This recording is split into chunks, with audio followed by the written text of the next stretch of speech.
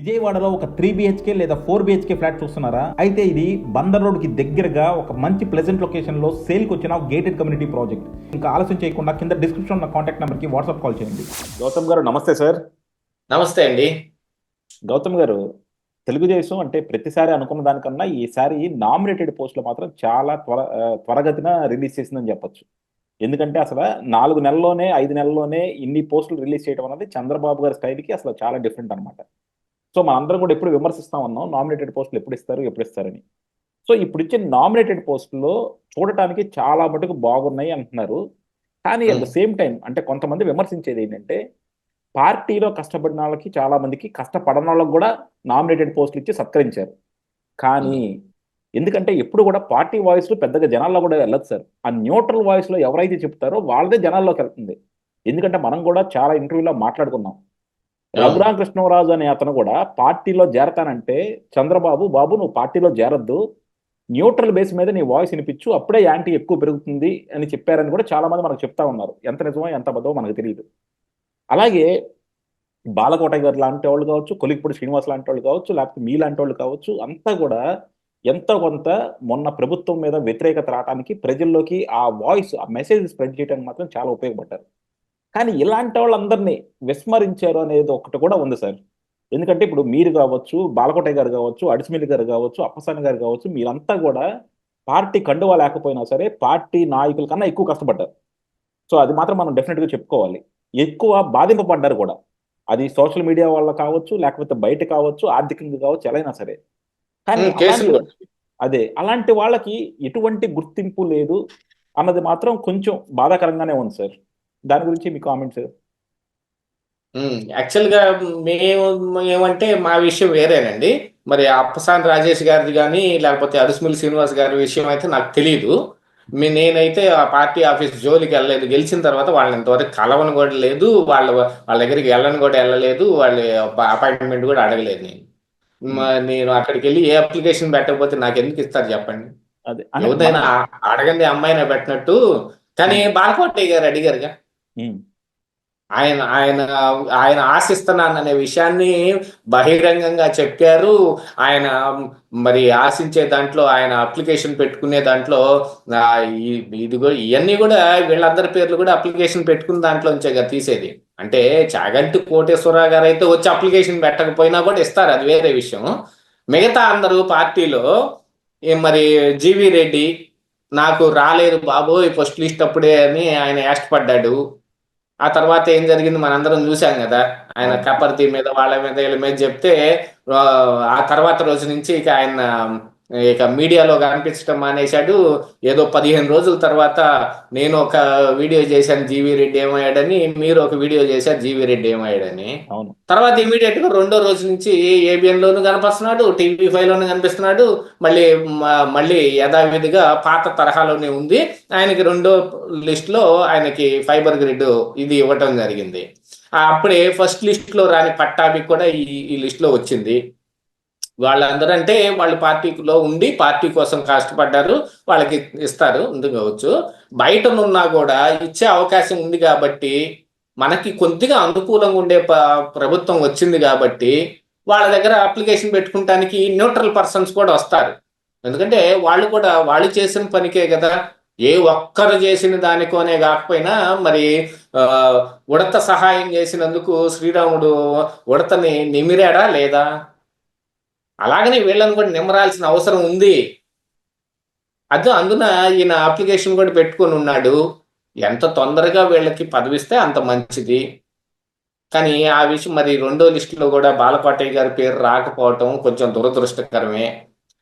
అమరావతి విషయంలో కావచ్చు, జగన్మోహన్ రెడ్డి చేస్తున్న తప్పుడు విధానాలను వ్యతిరేకించే విషయంలో కావచ్చు, మిగతా ఏ అంశంలో పట్టినా సరే, ఏ అంశంలో కావాలన్నా అన్ని టీవీ డిబేట్లలో స్ట్రాంగ్ వాయిస్ వినిపించే దాంట్లో కొలిక్పూడి శ్రీనివాస్ అయితే ఒకంత ఆవేశపరుడు కాబట్టి ఒకసారి బీజేపీ నాయకుని చెప్పుతో కూడా కొట్టాడు. కానీ ఈయన అలాంటి వాడు కాదు కదా, సౌమ్యుడేగా. కొలిక్పూడి శ్రీనివాస్కి మరి ఎమ్మెల్యే టికెట్ ఇచ్చారుగా. అలాగే సార్. నేను ఎప్పుడు బాలకోటయ్య గారితో కూడా చెప్తా ఉంటాను, మీరు అలాంటి కామెంట్లు చేయకపోవడమే మీరు చేసిన తప్పేమో. రామ్ గోపాల్ వర్మ మెడకాయ తీసుకొస్తాను, తలకాయ తీసుకొస్తాను, లేకపోతే ఇంకొకటి ఏదో ఉమ్, చేస్తాను, అలాంటివి చెప్తే కదా వాళ్ళ దృష్టిలో పడేది. అదే ఎంతసేపు ఇలాంటి మనం ఎప్పుడు తెగ మాట్లాడుకుంటారు. సిద్ధాంతపరంగా మాట్లాడితేనో లేకపోతే పాయింట్ టు పాయింట్ విమర్శిస్తేనో ప్రజలు నాయకులు కూడా ఎక్కేదట్లేవు ఈ మధ్య. ఎక్కేటట్లేదు. కానీ ఎవరన్నా వచ్చి అట్లాంటివి మాట్లాడితే మరి ఎదురు పార్టీ వాళ్ళు మాట్లాడితే సోషల్ మీడియాలో ఇప్పుడు కేసులు పెడుతున్నారు చూడండి. ఉమ్, పవన్ కళ్యాణ్ తొక్కిపట్టి నారదీస్తాను, ఎమ్మటి పడి కొడతాను, పంచలోడ తీసి కొడతాను, ఇంకేంటి తోలు తీస్తాను, ఎన్నిసార్లు అని ఉంటాడు చెప్పండి.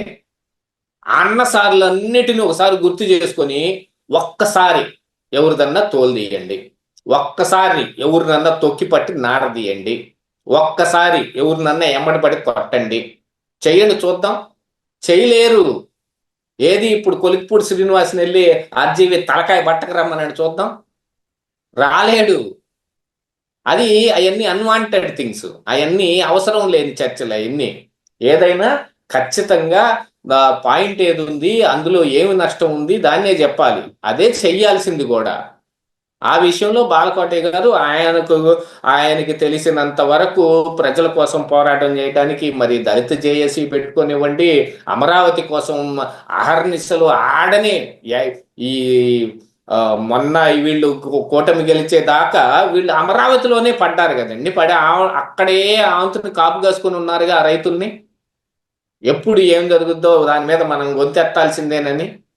మరి వాళ్ళు కష్టపడ్డారంటే వాళ్ళందరూ కష్టపడినట్టే లెక్క. దాన్ని ఖచ్చితంగా గుర్తించి తీరాలి. అందున ఆశిస్తున్నప్పుడు ఇంకొంచెం ఖచ్చితంగా గుర్తించి ఇవ్వాల్సిన అవసరం ఉంది. ఫస్ట్ లిస్ట్లో కాకపోయినా రెండో లిస్టులో అన్నా ఇవ్వాల్సింది. కాకపోతే మూడో లిస్టు కూడా ఉంది కాబట్టి అందులో వచ్చే అవకాశం ఉంటుందేమో అనే ఒక హోప్ అయితే పెట్టుకోవచ్చు. కానీ ఈ పాటికి ఇచ్చి ఉండాల్సిందేమో అనేది నా ఉద్దేశం. ఎందుకంటే చాలా మంది ఏం చెప్పాల్సిన పని లేదు. ఇప్పుడు కొత్తగా చల్లకొచ్చి ముంత దాచినట్టు ఎవరిని దాచిపెట్టాల్సిన పని లేదు. ఇప్పుడు పదవులు పొందిన వాళ్ళల్లో కానీ, ఇప్పుడు ఎమ్మెల్యే అయిన వాళ్ళల్లో కానీ చాలా మంది చివరి 6 నెలల వరకు దాక్కొని ఉన్న వాళ్ళే. చివరి 6 నెలలప్పుడు బయటకు వచ్చి వాళ్ళు అప్పుడు ఏదో జగన్మోహన్ రెడ్డి మేము వ్యతిరేకిస్తున్నాం అని ఆ రోజు వచ్చిన వాళ్ళే. మేము మొట్టమొదటి రోజు ప్రజావేదికని ఏ రోజైతే కూల్చారో ఆ రోజు నుంచి మాట్లాడుతూనే ఉన్నాంగా. వేలకు వేల వీడియోలు కుండబద్దల్లో వచ్చాయి, వేలకు వేల డిబేట్లు. మరి ఈ బాలకోటయ్య గారు టీవీల్లో ఉన్న టీవీ కల్లా పోయి మరి మాట్లాడాడు. మూసేసిన ఏపీ 24/7 కావచ్చు, టీవీ5 కావచ్చు, ఏబిఎన్ కావచ్చు, అప్పుడు ఇక్కడ కొన్ని చిన్న చితక ఛానల్స్ ఉన్నాయి, 99 ప్రైమ్ 9లు కావచ్చు, అన్నిటికీ వెళ్ళి మాట్లాడుతూనే ఉన్నాడు. ఎవరన్నా యూట్యూబర్స్ వచ్చి అడిగినా ఇస్తానే ఉన్నాడు. గళం ఎంత పెద్దగా వినిపించాలో అంత పెద్దగా జగన్మోహన్ రెడ్డి మీద వినిపించాడు. ప్రజలను అందరూ ఒక సమాయత్తం చేయటానికి, జగన్మోహన్ రెడ్డిగా వ్యతిరేకంగా ఓటేయటానికి అందరు చేసిన కృషి ఉంది. యాక్చువల్గా ఈ కూటమి గెలుపు నేను చెబుతున్నాను చూడండి, మామూలుగా గెలిచే సత్తా ఉన్నా కూడా 164 సీట్లతోటి ఈ రోజు గెలిచింది అని అంటే దానికి కేవలం జగన్మోహన్ రెడ్డి మీద వ్యతిరేకతే అవును. ఇన్ని ఎక్కువ సీట్లు రావటానికి కారణం. వాళ్ళ గెలుపు తథ్యం నేను కాదంటం లేదు, కానీ ఎంత హ్యూజ్ విక్టరీ వచ్చింది అని అంటే అది కేవలం జగన్మోహన్ రెడ్డి మీద ఉన్న వ్యతిరేకతే. ఆ వ్యతిరేకత మొత్తాన్ని పెంచి పోషించింది. ఆ వ్యతిరేకతను మొత్తాన్ని ప్రజలకు అర్థమయ్యేటట్టుగా చెప్పటం మూలాన వచ్చిన ఆ వ్యతిరేకత ఎవరండి ఆ పని చేసింది? వీళ్ళందరే. మరి వాళ్ళని సన్మానించాల్సిన అవసరం లేదా? వాళ్ళకి ఏదన్నా అడిగితే పదవి ఇవ్వాల్సిన అవసరం లేదా? ఖచ్చితంగా ఉంటుంది. ఈ పాటికి ఇచ్చి ఉండాల్సింది. కానీ ఇంకా ఒక లిస్ట్ ఉంది కాబట్టి ఆ లిస్టులో ఏమన్నా వచ్చిద్దేమో అని కూడా చూడాల్సిన అవసరం ఉందిగా. దానికోసమే సమయం పాటించటమే తప్ప వాళ్ళకి ఇవ్వకపోవటం మాత్రం అన్యాయంగానే కనిపిస్తా ఉంది. అది డెఫినెట్ గా సార్. ఎందుకంటే ఇప్పుడు కొంతమంది అంటే అన్ని వదిలేసి ఈ 5 సంవత్సరాలు రాష్ట్రం నాశనం అయిపోతుందనే బాధతో అన్ని వదిలేసి వచ్చి 5 సంవత్సరాలు కంటిన్యూస్ గా ఎఫర్ట్ పెట్టారు. మీరు అన్నట్టు చాలా మంది కూడా అంటే చంద్రబాబు నాయుడు గారు అరెస్ట్ అయినప్పుడు కూడా బయటికి రాని వాళ్ళు చాలా మంది ఉన్నారు. కానీ చంద్రబాబు నాయుడు గారు అరెస్ట్ అయినప్పుడు బాలకోటయ్య గారు లాంటి వాళ్ళు కావచ్చు, మీలాంటి వాళ్ళు కావచ్చు, మాలాంటి వాళ్ళం కావచ్చు, ఎంతగా పోరాడామో తెలుసు. అంటే మనం మిగతా వాళ్ళకి రోడ్ల మీదకి వెళ్ళి పోరాడకపోవచ్చు, కానీ సోషల్ మీడియాలో కానీ లేకపోతే మిగతా క్యాంపెయిన్స్ ఆర్గనైజ్ చేయడంలో కానీ అవన్నీ కూడా చాలా చేశాం. అలాగే తెలుగుదేశంలో ఈ రోజు కొంతమంది పదవులు అనుభవిస్తున్న వాళ్ళు ఇంట్లో నుంచి బయటికి రాని వాళ్ళు కూడా ఉన్నారు.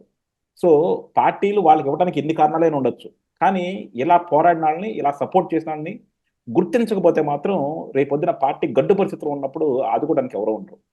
సో అవును, డెఫినెట్ గా ఇది చంద్రబాబు గారు గుర్తిస్తారని ఆశిద్దాం సార్. అండ్ బాలకోటయ్య గారు లాంటి వాళ్ళని తగిన విధంగా సత్కరిస్తారని కూడా ఆశిద్దాం. థ్యాంక్ యూ అండి. ఖచ్చితంగా.